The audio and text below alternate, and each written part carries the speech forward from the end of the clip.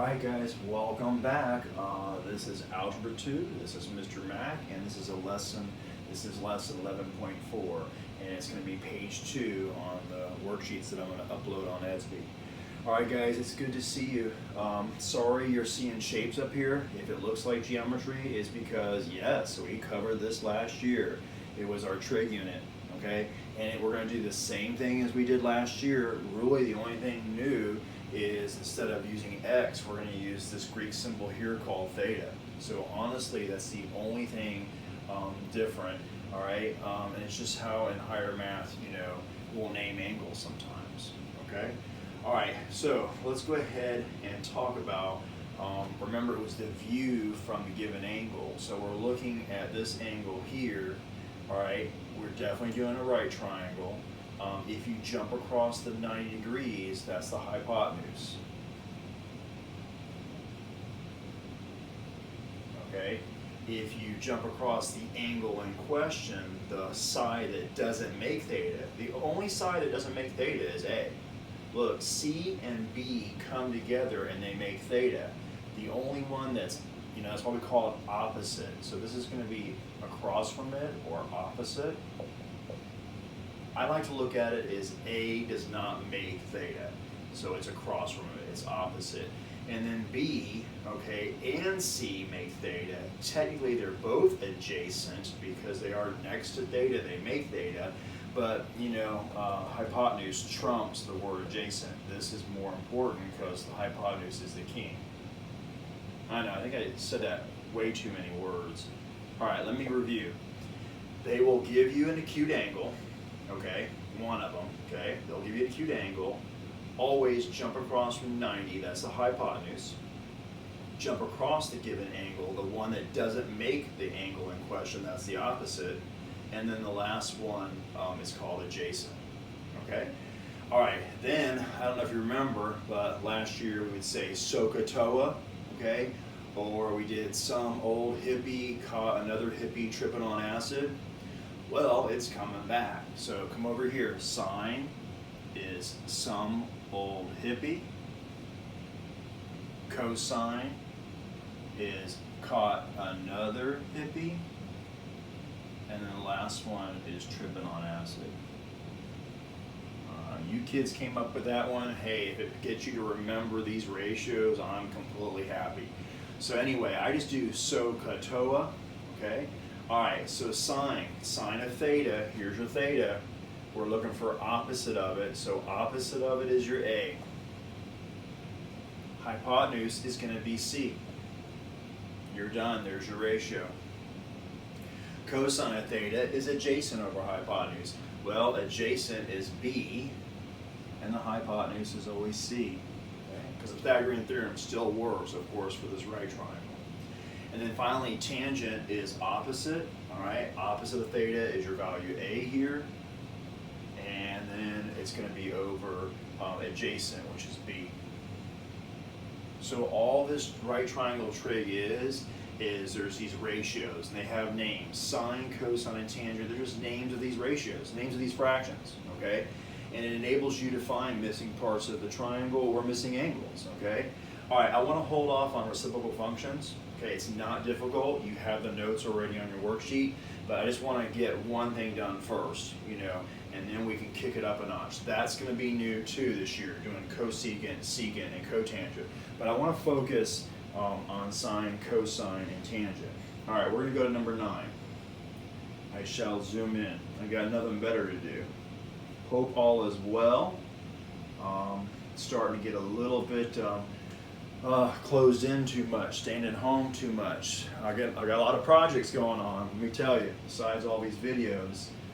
All right, focus, focus, focus. Yes. Okay, so we're only going to do the 3 main ones. So go ahead, let's just cross this out for a second. Let's just say what are the 3 trig ratios. Okay, just to do what they got to do, look, you're missing a side, but it's a right triangle. So that's no stress at all, okay?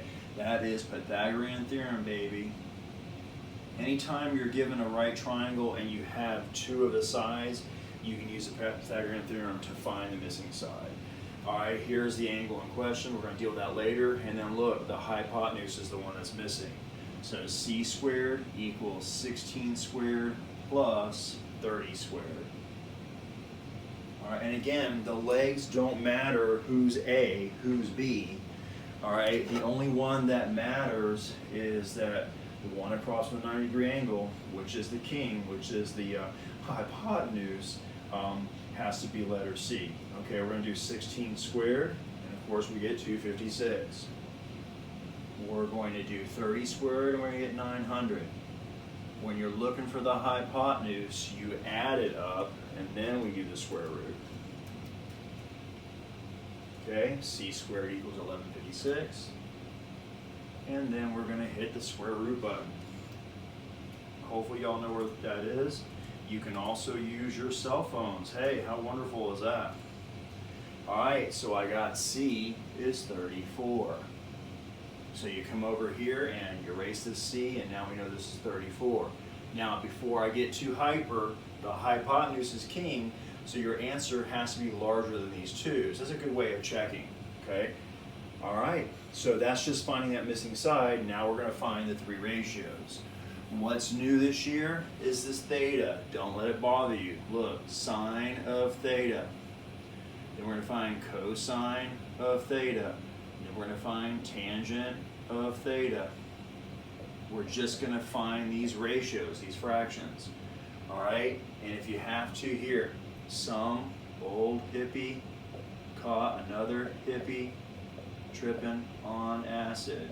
Okay, and let me just double check on my camera that you guys can read all that. Looking good, looking good. Okay, let's start with the sine of theta. I'm going to label.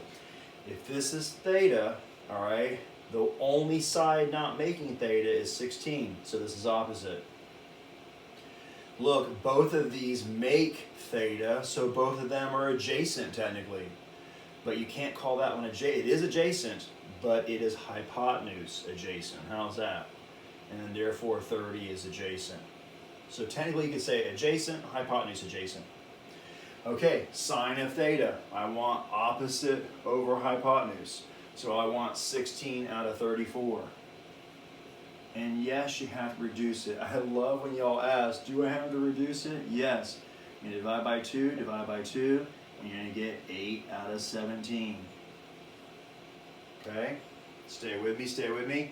All right, cosine of theta is adjacent over hypotenuse. So it's 30 out of 34. Divide by those, 15 out of 17. Okay? Notice they both have 17 in the bottom because those ratios have hypotenuse in the bottom.